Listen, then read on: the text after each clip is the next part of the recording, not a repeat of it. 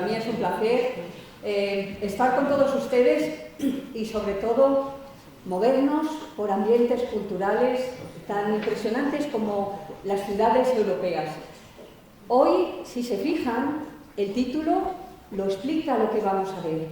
Recuerdan que vimos Oporto, hicimos un viaje, un paseo enorme por la ciudad y su historia. También nos paseamos por Ámsterdam y por el Rijksmuseum de Ámsterdam. Pero hoy lo que vamos a ver es a Klimt. Vamos a conocer a Gustav Klimt como gran pintor, como un profesional del arte bien espectacular, pero al mismo tiempo nos vamos a mover un poquito a través de Viena. Pero fíjense, la Viena de Klimt. Es decir, aunque vaya a dar alguna pincelada sobre la historia de Viena y algún episodio concreto, lo fundamental es que vamos a ver la Viena que vio Klimt, algunos de esos lugares, de esos edificios emblemáticos que vio Klimt, porque si no sería, bueno, para hablar Viena es una capital impresionante. Como todo origen, Viena parece que tuvo un asentamiento celta, pero al siglo I a.C. están ya los romanos en este lugar. Incluso a partir del siglo III los romanos van a construir una gran fortaleza para proteger esta zona. Es muy importante el tema este que les estoy contando de la fortaleza, por lo que luego vamos a ver. Por lo tanto, los romanos denominaban a Viena como Dindo Bona, algo así como Ciudad Blanca. Parece que etimológicamente procede del mundo celta, pero era conocida a lo largo del tiempo con este nombre. Ciudad Blanca, quizá por la nieve, no sabemos el motivo. La ciudad, hemos dicho que los romanos van a construir esa fortaleza, incluso Caracalla en el 213 ya la va a introducir como municipio para el Imperio Romano. Una localidad, una zona donde incluso murió el emperador Marco Aurelio. La palabra Viena documentalmente nos aparece en torno al siglo IX. Hay historiadores que se hacen la pregunta, ¿de dónde viene la palabra Viena? Bien, del germano, Vien era el nombre de un río que fluía junto al Danubio por esta localidad. Según otros, vendría del nombre de un arroyo que cruza los bosques, también en el alemán antiguo. Lo que sí está claro es que la palabra Viena, Vien, viene quizá relacionada con el mundo del agua y que recorre localidades. Piense que el Danubio es uno de estos grandes ríos.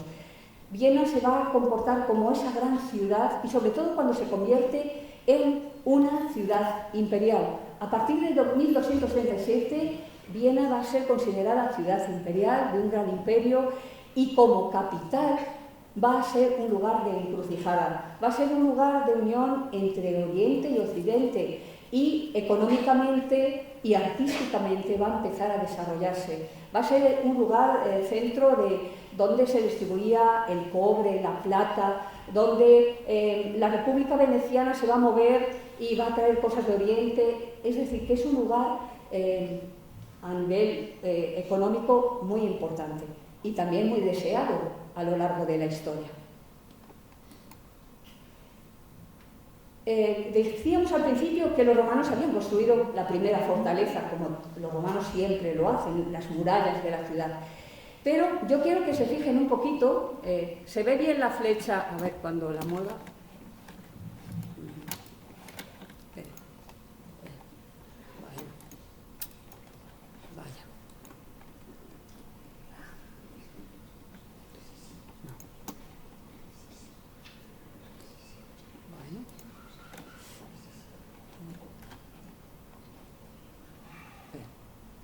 Perdón, la flecha sí se ve bien, ¿no? Cuando la muevo, sí.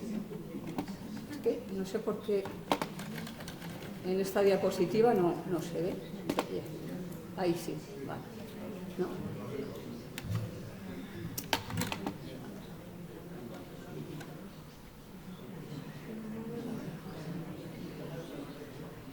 Ya. Es que no sé por qué la flecha se iba, no respondía a lo que yo le decía. Ven cómo la ciudad de Viena está rodeada de una muralla que a partir del siglo XIII se va a fortalecer sobre todo. Y importante ese espacio que vamos a ver alrededor de esa muralla. En 1529 la ciudad de Viena va a sufrir un gran asedio del Imperio Otomano, del Imperio Turco, y va a ser respondido, van a defenderse bien, e incluso después de la Guerra de los 30 años. Pero se vieron puntos débiles en esa defensa. Entonces, lo que decidieron es que el espacio que había cercano a esa muralla, que tan solo era de 90 metros de anchura, se extendiera, como ven ese espacio, este espacio blanco, se extendiera hasta 450 metros. En ese espacio no se podía construir ninguna edificación y tampoco podía haber ninguna vegetación que fuera alta, porque así desde la ciudad se podía atisbar si venía algún peligro a la ciudad. Y tanto que vino en 1683, el Imperio Turco vuelve a atacar Viena. Viena era un lugar deseado para el Imperio Turco en varias ocasiones, y gracias a este sistema y además a la ayuda de algunos países limítrofes pudieron defenderse del Imperio Otomano. A partir de ese momento, del siglo XVII, la idea de fortaleza, la idea de muralla ya no tiene tanto significado. Aún así, yo les traigo una pintura, un grabado de 1758, donde ven todavía aquí parte de lo que queda de esa fortificación del siglo XVI. Y el resto es ese espacio vacío que se comportó como lugar pues, de paseo, de arbolados. También era lugar para el mercado, donde se ponían puestos artesanales. Es decir, tuvo varias actividades a lo largo del tiempo. Pero un siglo después, casi en 1857, como les señalo ahí, el rey Francisco José I de Austria, recuerden, el que se casó con Elizabeth de Baviera, el esposo de la famosa Sisi, pues mandó derribar definitivamente todas las murallas. Con lo cual, ¿qué ocurría? Que ese espacio que veíamos antes blanco, alrededor de la muralla, quedaba libre. En gran parte, como ven, era como un espacio grande que se denominó Ringstrasse, es decir, la calle, la avenida en forma de anillo, porque rodea casi toda la ciudad. Tiene una longitud de 5 kilómetros 200 metros, por lo tanto, lo que se empieza a partir de ese momento, del momento que manda Francisco José I, que se destruyan las murallas, es que ese espacio se empiece a construir y a habitar. Fíjense, esta es una fotografía de las primeras fotografías que se hacen en el siglo XIX, en Viena, 1875. Si yo quitara, fíjense la parte de abajo, esos carros que ven, si yo quitara esta parte de abajo, podíamos imaginar que es casi un dibujo de diseño actual. Los edificios es una arquitectura historicista, que es la arquitectura que se va a diseñar en toda Viena, sobre todo entre 1860 y 1890. Pero luego, fíjense, grandes avenidas, árboles de diseño, podía ser casi un proyecto actual.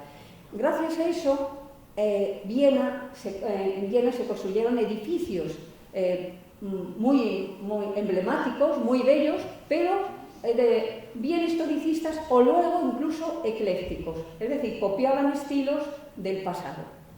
A lo largo de esta Ringstrasse, pues no solo se construyeron edificios para viviendas, sino también edificios públicos, como les enseño el Parlamento. Se plantaron miles y miles de árboles. Por lo tanto, hoy día Ringstrasse es una de las avenidas más importantes de Viena, donde nos podemos encontrar los mejores museos, los grandes edificios públicos y una gran vegetación.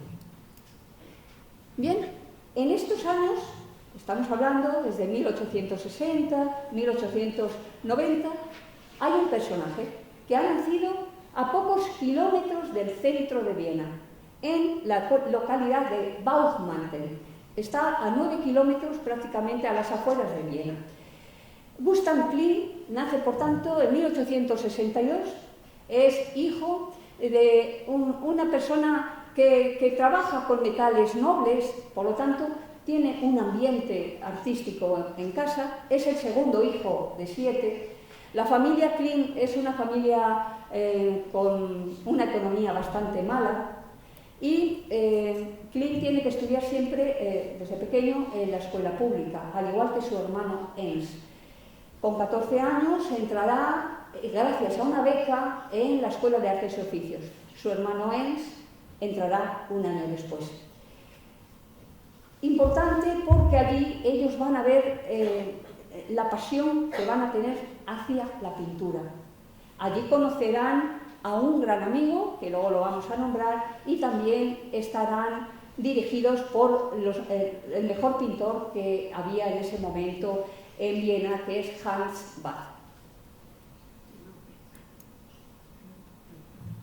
Con 18 años se juntó, como he dicho antes, con su hermano Ernst, que había entrado también en la Escuela de Artes y Oficios un año después, y su amigo Franz Mast. Los tres van a convertirse en una compañía de artistas, así se llaman, y se van a ofrecer para decorar, pintar allá donde les llamen. Uno de esos lugares va a ser el nuevo teatro, porque como ahora hay una gran avenida, la Ringstrasse, hay que ocuparla, hay que edificar o hay que utilizar algunos de los palacios antiguos que también se habían construido en torno a aquel espacio vacío. En este caso les traigo una fotografía de finales del 19, después de 1888, con el teatro nuevo. Eso es tal como era recién construido. Les traigo una imagen actual, es el mismo teatro, simplemente lo que ha cambiado es la avenida principal. Bien, pues aquí les contratan para pintar las bóvedas de la caja de escalera del teatro, del nuevo teatro, de Burgtheater. Este Burgtheater va a ser importantísimo en el mundo cultural de Viena, sobre todo desde este momento. ¿Cómo pintan estos artistas? Pues les traigo una imagen que se puede observar en uno de los libros, porque arriba sale muy mal, y como ven es una pintura totalmente academicista, dentro de las normas del momento. Si nos acercamos un poco, verán que son unas imágenes, lo que se ha llamado la pintura academicista, incluso la pintura historicista. Piensen que también en España se está dando, a finales del 19, esa pintura historicista. Aunque Klimt es cierto que tiene cierto gusto, no solo por presentar a mujeres, que vamos a ver que el 99% de su pintura de personas son mujeres. Le gustan mucho los desnudos, pero siempre le da un sentido, aunque sea clásico, bien de la mitología o bien de la literatura. Así es, por tanto, como pinta. Como ven, es una pintura, bueno, correcta. Les traigo otra imagen exclusiva pintada por Klimt dentro de estos paneles que van pintando por zonas. Incluso firma aquí, ven a la derecha como Geca, es de las últimas veces que firma así, luego ya firmará Gustav Klimt. Y como ven es una pintura que incluso, exagerando mucho, nos recordaría incluso pues la imagen, las figuras de Ingres, por ejemplo. O sea que es una pintura, como ven, totalmente academicista. Gracias a estas pinturas estarán 2 años pintando en el Burgtheater, pues van a recibir un premio de manos del propio rey Francisco José I. Esto importantísimo, sobre todo para Klimt, que tenía su economía bajo mínimos, y esto le va a ayudar muchísimo. Pero vuelve a salir un concurso relacionado con el antiguo teatro, con el Burgtheater antiguo. Como ven, el Burgtheater antiguo estaba en el centro de la capital. Se había quedado pequeño y por eso se había trasladado al edificio nuevo. En este caso, el hermano no va a pintar con ellos, sino solo va a ser Gustav y Franz. La condición es la siguiente: es un concurso público y tienen que pintar el auditorio del Burgtheater antiguo antes de que sea demolido, con una condición: tienen que estar representados los personajes auténticos de la sociedad vienesa y de todas las categorías, es decir, toda la sociedad vienesa tiene que estar representada en esa pintura. ¿Qué hizo Klimt? Porque la idea fue de Klimt. Pues los demás concursantes lo que sacaban era parte del escenario y parte del auditorio. Lo que hizo Klimt fue ponerse él en el escenario a un lado, en la esquina derecha, y pintar desde ahí el auditorio. Con lo cual cumplió con las normas y fue original. ¿Qué personajes podemos ver aquí? Pues podemos ver personajes incluso desde el rey, lo ven ahí, con la amante escogida por Sissi, porque saben que Sissi tuvo varias depresiones. Bueno, el rey ya había tenido varias amantes, pero para que tuvieras una oficial, Sissi la había buscado. Había sido bailarina, por lo tanto, era la que acompañaba casi siempre al rey. Estaba asumido por la sociedad vienesa. Y como ven, son imágenes de personas reales, muchas de ellas conocidos en la época. Son unas imágenes muy sencillas. Les traigo otra ampliación. Por ejemplo, aquí tenemos un señor que está mirando con los anteojos al palco. Tenemos distintos tipos de mujeres más jóvenes, más mayores. Es decir, un cuadro que le valió también para ganar el concurso. Ganaron 400 florines y además se convirtió esta pintura en un documento histórico, porque el auditorio se demolió, por lo tanto se ha convertido esa imagen también en un documento histórico. Poco a poco la vida de cada uno se va complicando y al final Klimt, su amigo Franz más va por un lado y Klimt ya tiene otras inclinaciones y otra técnica y otras aspiraciones pictóricas. Por lo tanto, le van a llamar para pintar en el Museo de Historia de Arte de Viena, que fue uno de los primeros museos de arte del mundo, para que pintara allí. Klimt, por supuesto, fíjense en esta caja de escalera maravillosa, pues le tocó pintar ahí. Vamos a acercarnos un poquito más. Bueno. Y él pintará aquí, entre las columnas y en los espacios que quedan en los arcos. Vamos a acercarnos un poco más. ¿Cuál era la condición? Tenían que pintar la historia del arte occidental, con la influencia de las grandes civilizaciones, de Egipto, de Roma, de Grecia. ¿Y qué hizo Klimt? Pues, por ejemplo, en este espacio entre las columnas, acudió al mundo antiguo de Grecia, nos ha colocado al fondo, como ven, una cerámica ática de figuras negras sobre fondo rojo y nos ha colocado una mujer, aludiendo a esa mujer griega. Aunque de griega, como ven, no tiene nada, es una cara totalmente vienesa. Es lo que se van a llamar la mujer fatal vienesa. Él ya va, aunque aquí está muy comedido, está vestida con un vestido moderno, también dentro del ambiente modernista, pero ya es una mujer fatal. En la siguiente nos va a pintar una mujer al estilo egipcio.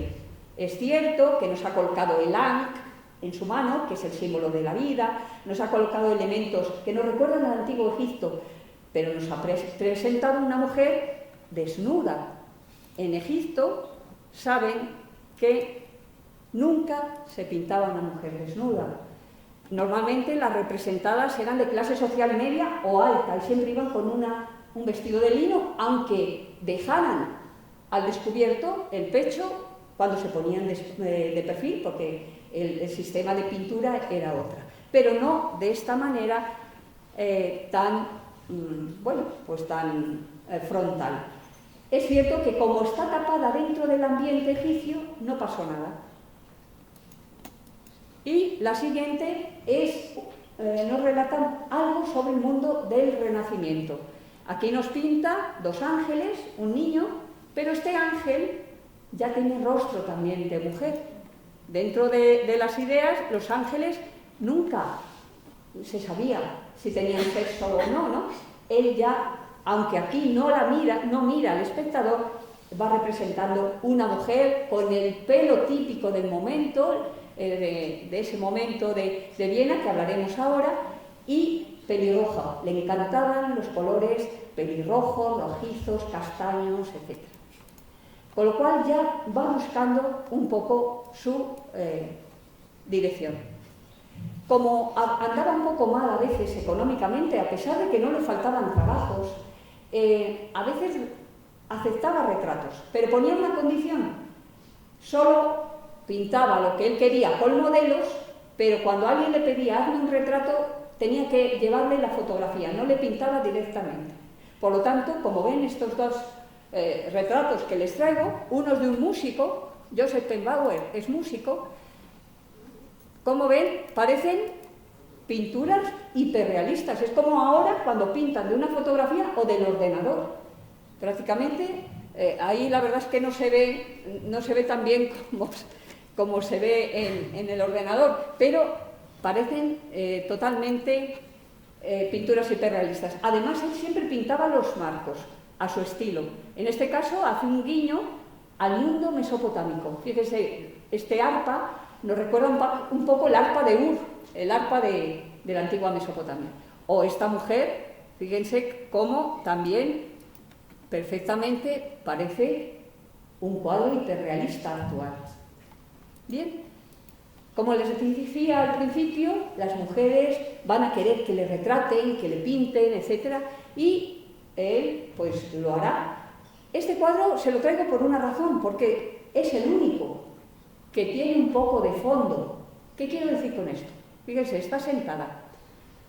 Si hay una silla, quiere decir que hay un poquito de profundidad. Y arriba, unas flores. Porque a partir de este momento, Klimt no va a volver a pintar el fondo. Bueno, mejor dicho, va a pintar el fondo, pero sin profundidad. Este cuadro también es precioso. Fíjense que el vestido parece como una gran cascada. Además, él lo pinta normalmente, aunque luego se lo diré, normalmente pinta a las mujeres desnudas y luego las viste. Luego va pintando la ropa. Por lo tanto, bueno, en este caso es un cuadro precioso. Les traigo un detalle más cercano. El rostro de estas mujeres que nos pinta siempre miran al espectador. Son mujeres seguras de sí mismas, desafiantes. O les traigo otro ejemplo. Esta mujer, Marta, como la llamaban, Wittgenstein, era de una familia judía adinerada. Su padre le mandó una fotografía de su hija para que le hiciera un retrato para regalárselo el día de la boda. Se lo dio la fotografía un año antes y él pintó esto. La pintó de novia, según él quiso, pero si se fijan, ya no hay fondo, ya no hay profundidad. Pinta el fondo como quiere, normalmente colores planos, y solo prácticamente destaca su cabeza.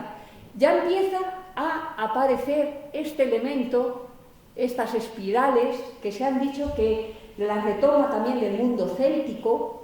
Veremos luego también de más sitios, y el resto es una pintura plana. Esta mujer era una mujer muy culta, que se movía en los ambientes de Viena, especialista en matemáticas, en química, le gustaba mucho ese mundo, tenía muy buen humor, no le gustó el cuadro, por lo tanto se lo llevó a la casa de campo y lo puso en una pared de una habitación blanca, con lo cual hacía entrar a la gente y al entrar en la habitación solo veían la cabeza, pero es de tamaño natural, por lo tanto la gente siempre se llevaba una cierta impresión. Era una mujer con un fino humor. Bien, va pasando el tiempo y Klimt ya tiene un nombre, por supuesto, hay obras que son rechazadas, son tomadas como pornográficas, como, de todo tipo, pero otras sí son valoradas. En torno a 1897 va a crear, junto con otros artistas, el grupo llamado Secesión Vienesa. ¿Qué es ese grupo de secesión? Bueno, aquí no tiene ninguna relación ni ideológica ni política. Se basaba solo en el arte, buscaban el arte total. ¿Qué significa esto? Significa que ellos querían apoyar a los artistas jóvenes de cualquier especialidad, de pintura, de escultura, de arquitectura, de cerámica, de música, de literatura, es decir, buscaban el arte total y apoyar y dar a conocer pues las nuevas técnicas o los nuevos temas, etc. Será uno de los fundadores y permanecerá en él hasta que lo deje en 1908. En ese grupo estarán grandes arquitectos, por ejemplo, Otto Wagner.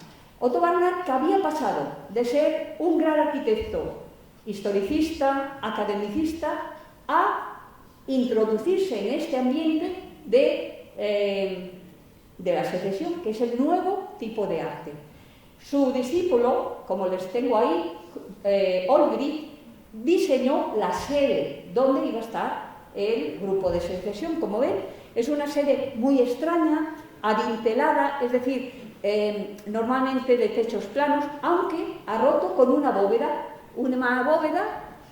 que está hecha de hojas de bronce dorado. A nivel coloquial, en Viena la llaman el repollo. Pero, bueno, vamos a acercarnos un poquito más. Fíjense, la portada, a que le recuerdan un poquito a los templos egipcios, con los dos pilones de los lados, la arquitectura dintelada, salvando las diferencias, claro, esto está hecho de blanco, mármol blanco, etc., pero juega, siempre vamos a ver que constantemente nos están introduciendo elementos del pasado.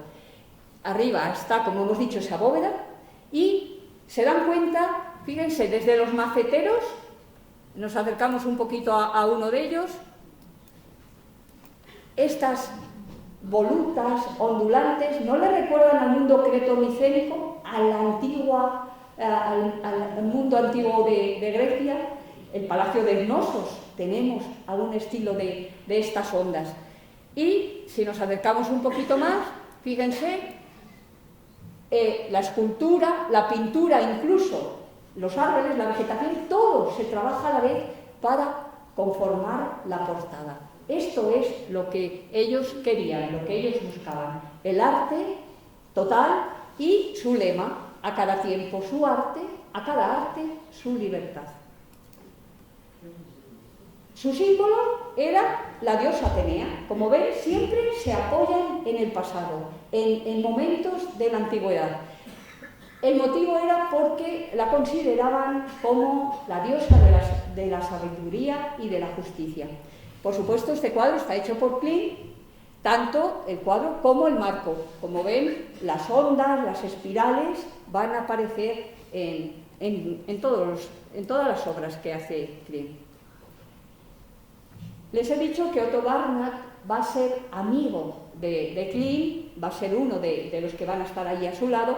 Van a coincidir en el año de su muerte también, los dos van a morir en 1918, y ha cambiado totalmente de arquitectura. Este edificio por el que pasaba Klimt, fíjense cómo de nuevo esas guirnaldas que ven es un guiño a la antigüedad romana. Por supuesto, son guirnaldas hechas de otro estilo, dentro del estilo de la época, pero está constantemente haciendo referencias al mundo clásico. Y arriba, fíjense cómo hay esculturas rematando una gran cornisa, porque el propio arquitecto introduce pintura, introduce escultura, y vamos a ver luego que a lo mejor introduce hasta música. Vamos a ver, porque ellos buscan lo que decíamos, el arte total. Bien, esta es la parte superior de un bellísimo edificio de la ciudad de Viena, que es este. Y en la parte de arriba estamos dentro ya del estilo Jugendstil. Esto es lo que nosotros llamamos Art Nouveau o estilo moderno. En unos sitios se llama modernismo, en otros Art Nouveau. Bien, en Viena será el Jugendstil. Y cerca de estas avenidas se van a desarrollar lo que se llamaban los talleres vieneses, de cerámica, de joyas, de todo tipo. Les invito a una cosa. ¿Ven dónde está el semáforo? Nos vamos a ir hacia ese lado de la calle. Y quiero que se fijen aquí. A ver, ¿ven ahí que termina el edificio? Termina este y empieza otro, ¿no? Bien, ese otro también es de Otto Wagner. Vamos a ver cómo une esos dos edificios. Ahí está. Fíjense, este es el que veíamos, el blanco, es el que veíamos hace un momento,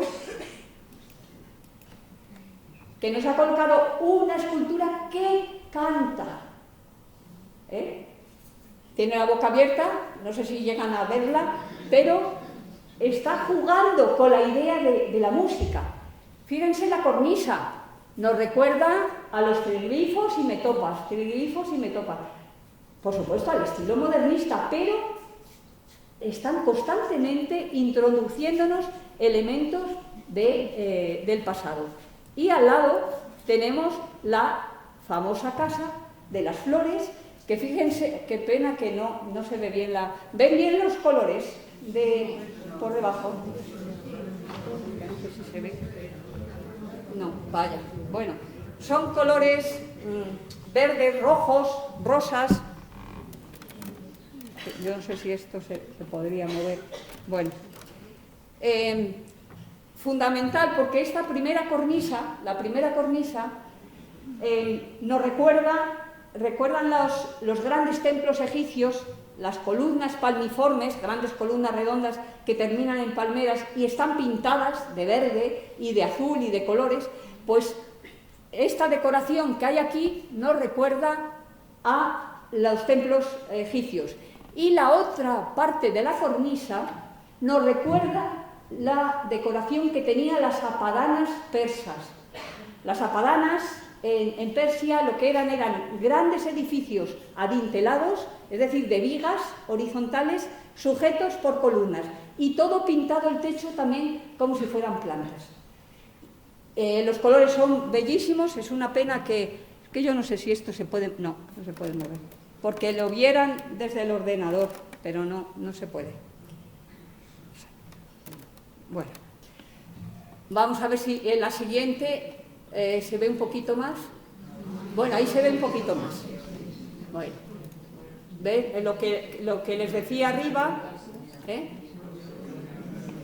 es que en la diapositiva está muy clarita, ahí se ven los distintos tipos de decoración.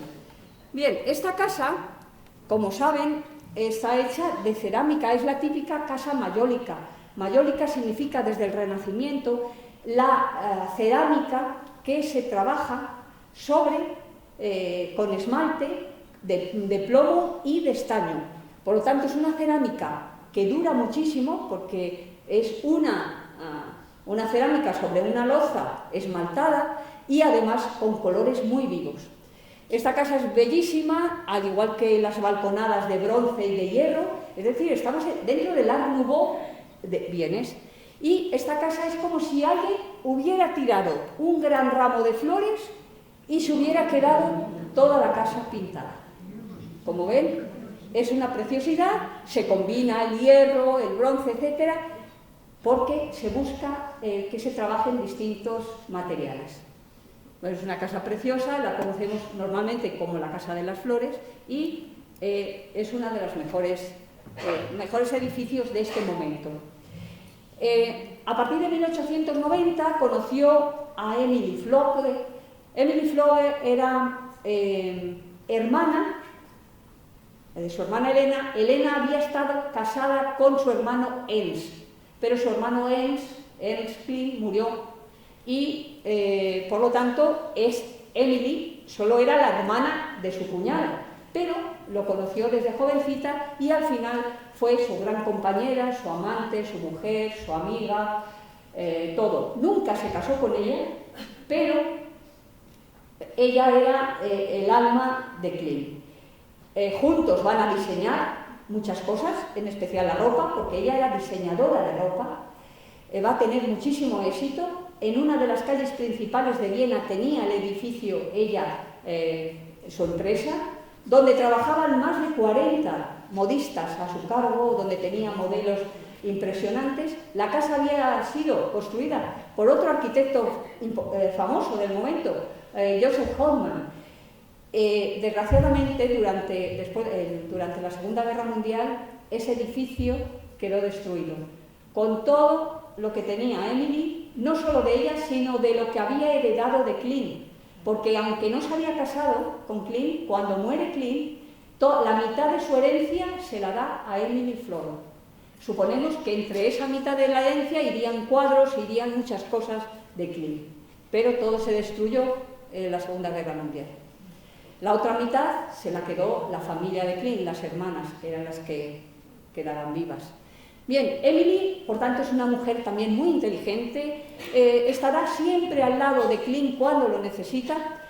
Imágenes como esta las veremos muy poco, esta fotografía, porque normalmente vestidos normales los veremos muy pocas veces. A él no le gustaba la vida de la ciudad, le gustaba más estar en su casa, en su taller, en su casa de campo. Vivió siempre con su madre y sus hermanas, aunque luego se trasladaba diariamente a trabajar a su casa-taller. Allí tenía sus modelos, sus amantes y su vida, pero siempre estuvo en casa de su madre. ¿Cómo le gustaban estar? Pues les gustaba estar con sus túnicas, las túnicas que diseñaban los dos. Ella diseñaba la tela y él diseñaba la decoración. Normalmente las mujeres siempre llevaban flores, los hombres pues algún motivo geométrico en la parte superior. Por lo tanto, vivían un poco a su estilo dentro de su ambiente. Fue pintada en algunas ocasiones, como aquí la ven. A partir de este momento, cuando pinta una mujer, siempre la va a rodear, o bien en su ropa o alrededor, con motivos circulares, puntos, flores. No sabemos el motivo, pero absolutamente todas las mujeres que vamos a ver hoy están con estos motivos circulares. Él valoró siempre mucho a la mujer. De hecho, su obra está plasmada a la mujer, aunque hay algunos que dicen que también se aprovechó de ellas, pero hay veces que las representa como si fueran serpientes de agua. Como ven, casi siempre pelirrojas. Son modelos con los que siempre se va a enamorar, tanto las modelos de él como él de las modelos. Aunque siempre Emily, para él, fue esa mujer especial. Estas serpientes de agua fueron también muy criticadas. A veces incluso ya introduce algún tono plateado, que esto ya nos va dando una pista, porque aquí hay mujeres que están juntas, que se abrazan, y esto pues no estaba bien visto en aquel momento. Les traigo un detalle del rostro para que vean que es un rostro también muy bello, rodeado de puntos, de flores, siempre de círculos, etc. Minnie Zimmermann fue una modelo suya durante mucho tiempo y con la que tuvo dos hijos, Otto y Gustav. Otto se murió de pequeñito. Klein lo pasó muy mal porque era un hombre que adoraba a los niños, y Gustav, su otro hijo, fue luego director de cine. Con otra modelo tuvo otro hijo, oficialmente tenía 3, aunque cuando murió, como tenía una herencia bastante grande, esos días aparecieron 14 hijos. No lo sabemos. No sabemos, es posible que tuviera alguno más que esos 3 oficiales, pero claro, el hecho de que aparecieran después de muerto, el gobierno no los dio por legales, pero posiblemente tuvo algún hijo más. Va a pintar, por ejemplo, un tema tabú, que era el embarazo. Lo que pasa es que no les he traído algunas de los cuadros porque son un poco bruscos, no es que sean desagradables ni nada. Normalmente pintó embarazos de mujeres desnudas, en formas un poco extrañas, y claro, eso a la sociedad en aquel momento, que es un tema que no se pintaba tampoco. Creó varias esperanzas. La una, ya les digo, era una mujer desnuda. Esta es Esperanza 2, si se fijan desde abajo, pues todo está formado por mujeres, por puntos, ¿lo ven? Va subiendo, es el fondo. Hay algunos autores que dicen que él pintaba esos puntos que caen a modo de esperma. Claro, todo esto pues lo que hacía era un poco irritar a la sociedad, la dejaba un poco perpleja, pero bueno. Vamos subiendo puntos y al final la deja ahí, hasta ahí vestida. Es lo que les decía antes, que normalmente parece, en ocasiones las pinta, hace la silueta y luego las va vistiendo, las va pintando la ropa. Esta es una maternidad, como ven, las caras de abajo eran más agradables, la de arriba quizá, dicen que quizá porque había perdido a Otto y quiso transmitir la tristeza que puede sentir una madre cuando pierde un hijo.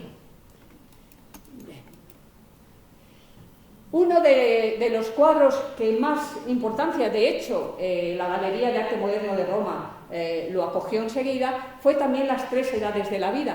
Fíjense, Klimt ya empieza dentro a introducirse en el simbolismo, es una pintura distinta. ¿Qué significa esto? Fíjense, la parte de arriba oscura significa la tierra, la parte de abajo significaría un poco la vida. La mujer mayor, como ven, está más cerca de la tierra, es decir, de la muerte. Fíjense que ha pintado una mujer totalmente ajada, envejecida, nos hace entender de que ha dado a luz, de que ha dado vida, pero ya no la tiene.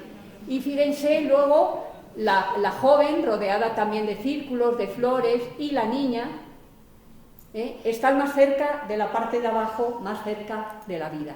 Les traigo un detalle muy bonito de la madre con la niña, para que vean. Normalmente colocaba siempre las cabezas ladeadas, dobladas, pero siempre llena de flores y de círculos.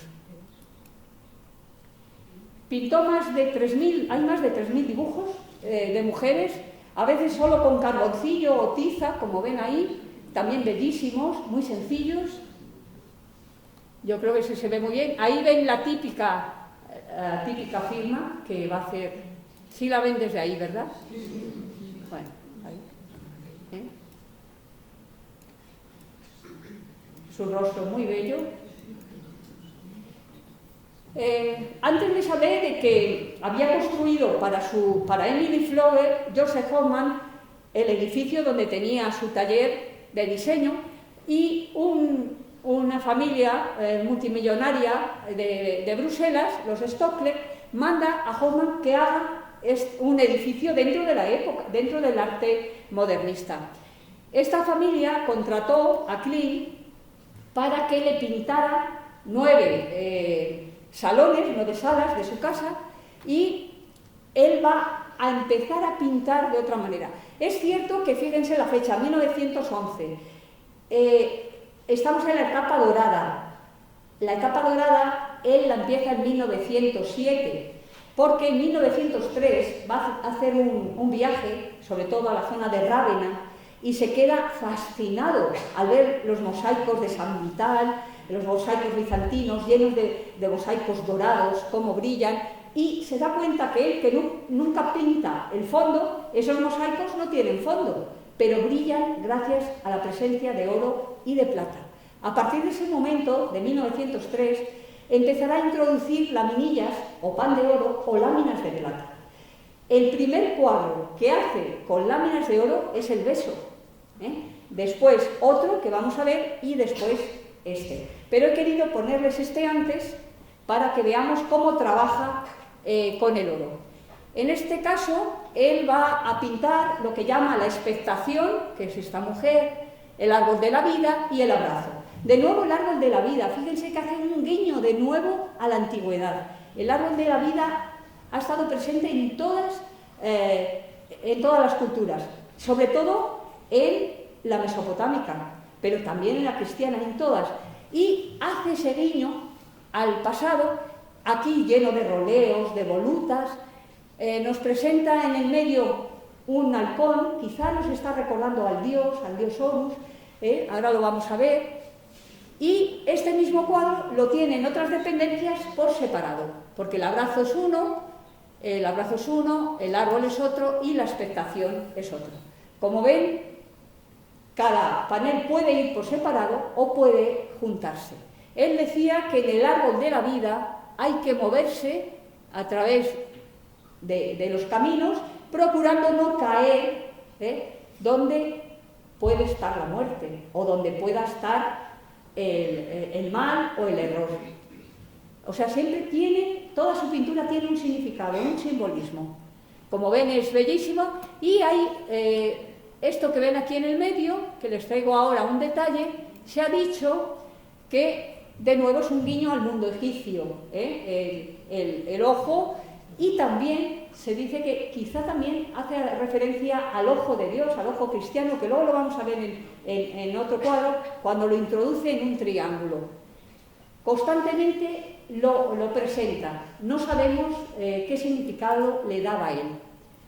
Bien, Palacio Belvedere está formado por dos edificios, uno llamado el Alto y otro el Bajo, que los juntaron para convertirlos, como saben hoy, en galería de arte. ¿Y qué hay en el Palacio Belvedere? Que creo que estarán esperando verlo. El beso. El beso, saben que, les dije antes, es la primera obra grande y oficial que hace con láminas de oro, con pan de oro. Es cierto que aquí no se ve mucho, pero tienen láminas de oro, tanto en vertical como puntos de oro en el fondo. Les he recalcado un 80 por un 80, ¿por qué? Porque es un cuadro cuadrado, que el merchandising que nos ofrecen, nos venden siempre el beso en vertical, no, es un cuadro cuadrado. Todos los cuadros que vamos a ver ahora, a partir de ahora, casi todos son cuadrados, porque él decía que el cuadrado, sobre todo cuando pintaba flores, le podías poner de cualquier manera y siempre estaba bien. Además, luego les contaré un pequeño secreto sobre el cuadrado. Bien, el cuadro, cuando lo terminó, la Galería Belvedere se lo compró antes de terminarlo. Fíjense que hacía unos años la habían casi echado de Viena por las cosas que habían pintado en la Facultad de Medicina. Sin embargo, la Galería Belvedere vio que esto era distinto y le dio 250.000 coronas. Y dirán, uy, es mucho, o 25.000, creo que 25.000, ya no sé, si 250 o 25.000, da igual. En aquel momento, la Galería Belvedere, lo que más había pagado por una obra eran 500 coronas. Por lo tanto, dar 25.000 ya era mucho. Hoy día valdría millones. Vamos a verlo un poquito. Saben que parte de abajo, de un grupo de flores, la mujer está de rodillas. Fíjense cómo la ropa de él siempre tiene líneas verticales o rectángulos. La de ella, círculos, flores. Bueno, he dado al revés. Círculos, flores, vamos subiendo, y espirales. El rostro, se ha dicho, algunos dicen que si es un autorretrato. Él y Emily Floch, no lo sabemos. Es cierto que el peinado es el estilo que se llevaba, el pelo ahuecado, rojizo, pero no lo sabemos. Hay también quien dice que puede ser que se ha influido por la metamorfosis de Ovidio y está Apolo y Dafne. No lo sabemos, porque para unos están abrazándose, pero para otros piensan que en realidad ella no le está agarrando, sino que le está separando. Por eso hablan de Apolo y Dafne. Con lo cual, si fuera eso, lo que está introduciendo Klein aquí también es la literatura de Ovidio, de la literatura clásica romana. Por lo tanto, estaría introduciendo elementos de la literatura con elementos artísticos. Aún así, es un cuadro magnífico, aunque el cuadro más dorado es el de Adele Bloch-Bauer. Este cuadro, fíjense, este sí, lo compró la Galería de Nueva York, la Nueva Galería, por 135 millones de dólares. O sea, imagínense lo que valdría el beso, que es un icono para el mundo, ¿no? El cuadro de Adele era una mujer de buena posición social, pero también se enamoró de Klimt, también fue su modelo y también fue su amante. Fíjense que de abajo arriba la va vistiendo con esas espirales, con esos ojos. Fíjense, aquí también nos introduce ese triángulo con un ojo arriba, es decir, parece que ese ojo está hablando quizá del cielo, quizá de Dios, no lo sabemos. Y la ha vestido hasta arriba, rodeada, por supuesto, de flores, de círculos, arriba de nuevo esas volutas, esas espirales que nos recuerdan del mundo celta. Les traigo un detalle, fíjense, la cara, por supuesto, siempre distante, como esa mujer fatal de Viena. Había realizado también algún viaje a Italia, a París, y se sintió influido por los impresionistas y por los postimpresionistas. En este caso, como ven, nos recuerda un poco la pintura de Seurat, de puntos, y lo que ha convertido los árboles, los ha convertido casi en mujeres. ¿Ven que abajo parece que llevan una falda? Bueno, pues a veces lo que él hace es convertir a una mujer en árbol, igual que ha convertido antes el árbol en mujer. En este caso, esta mujer parece que está vista por caleidoscopio. Es un estilo que empieza a moverse, piensen que en el fondo hay un guiño a la estampa japonesa y es como si la hubiera visto a vista de pájaro, pero a través de un sistema visual diferente. ¿Y esta? ¿Quién dice que no es de Toulouse-Lautrec? Pues es de él. El viaje que hace a París, conoce la obra de Van Gogh, de Matisse, de Gauguin, de Toulouse-Lautrec, de Manet, y se siente también fascinado por la obra de Toulouse-Lautrec, y aquí nos pinta esa parisina al estilo de Toulouse-Lautrec. Klimt no le importaba pintar al estilo de otros, en absoluto. Bueno, lo vemos ahí en su taller, en su casa taller, en plan bohemio. A veces iba con Emily Flogger al lago Ater, donde tenía la familia Flogger una residencia, y desde la barca a veces pintaba. Recuerdan que les dije antes que les contaría un secreto. Él llevaba un cuadrado, una cartulina, y en el medio un cuadrado recortado. Se colocaba con su caballete en la barca, ponía el cuadrado y lo que veía por el cuadrado del medio, el agujero, es lo que pintaba. Por ejemplo, este cuadro es totalmente cuadrado, son flores, se las paso así un poquito más rápida. Esta del lago italiano de Garda, casi nunca nos va a pintar la línea del horizonte ni la línea del agua. ¿Quién no nos dice que no es un Cézanne? O esta todavía más. Recuerden Cézanne, que pintaba a veces con planos de color, y sobre todo cuando pintó los cuadros de la montaña de Santa Victoria, utilizaba mucho los tonos azul y verde. Fíjense en la línea del horizonte arriba, el cielo, apenas lo ha dejado. O este manzano, que también fue vendido por 33 millones de dólares, para que vean que no solo es la pintura dorada, y esta otra obra, Muerte y Vida, es una obra que tardó 8 años en pintarla. Le dieron el primer premio en la Exposición Universal de Roma en 1911, porque la presentó, aunque luego la transformó, y nos ha pintado a la izquierda, como ven, la muerte, pero la muerte riéndose. Y es curioso porque él nunca había pintado las cruces. Aquí las cruces, los que han investigado, piensan que está dando un sentido de resurrección. Es decir, la muerte está arriba, se ríe, pero quizá abajo la resurrección da esperanza en que no es una muerte total. Y al lado nos ha colocado la vida desde abajo. A ver, como ven, está toda llena de... Bueno, abajo aquí está su firma.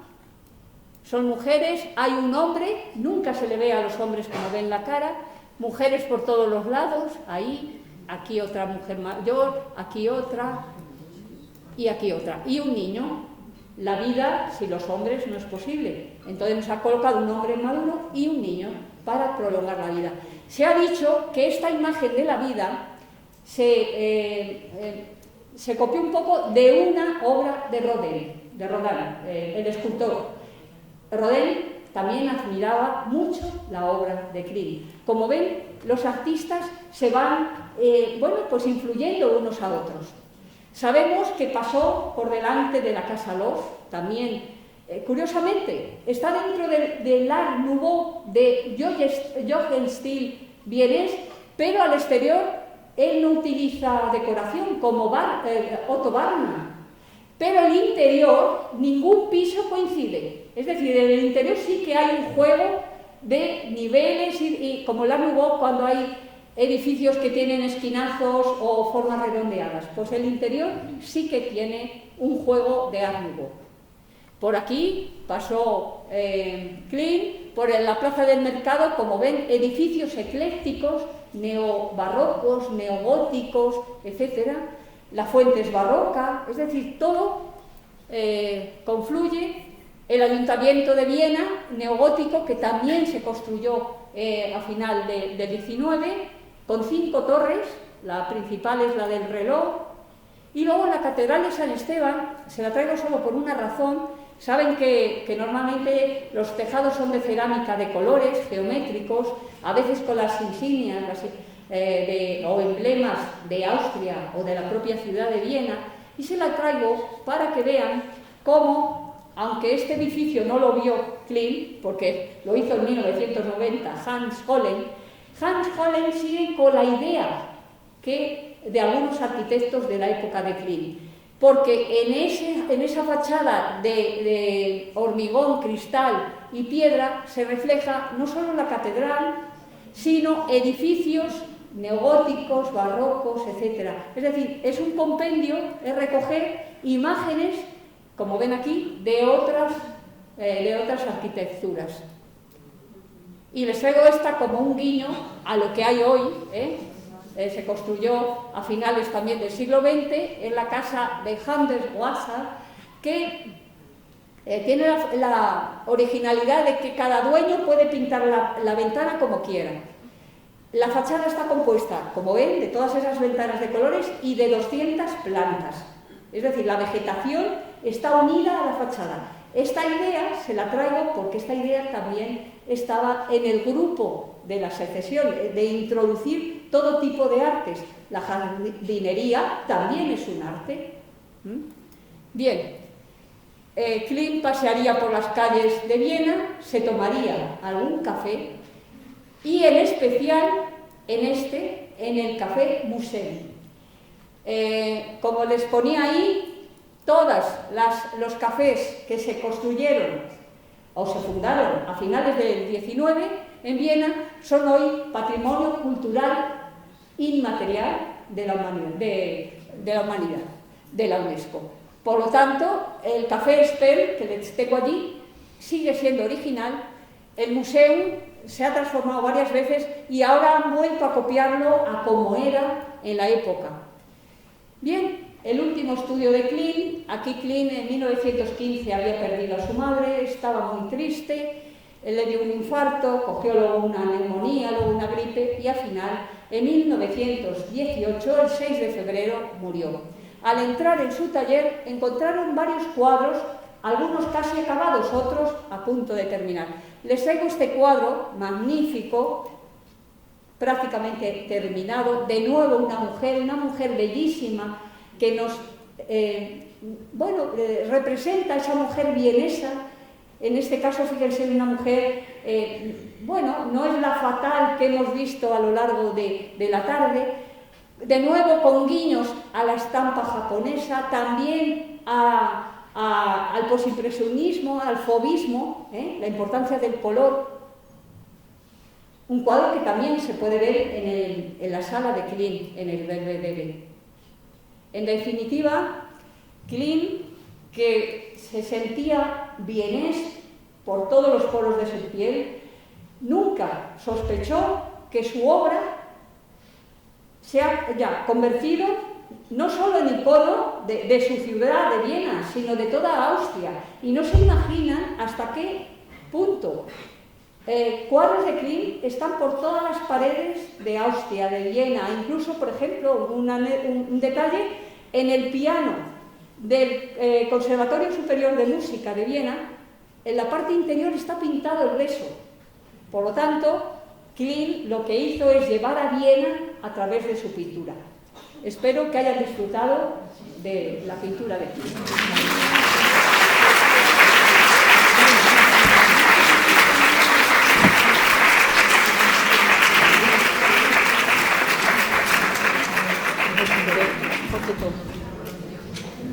Si hay alguna pregunta o quieren comentar algo, ¿les ha gustado la pintura de Klimt?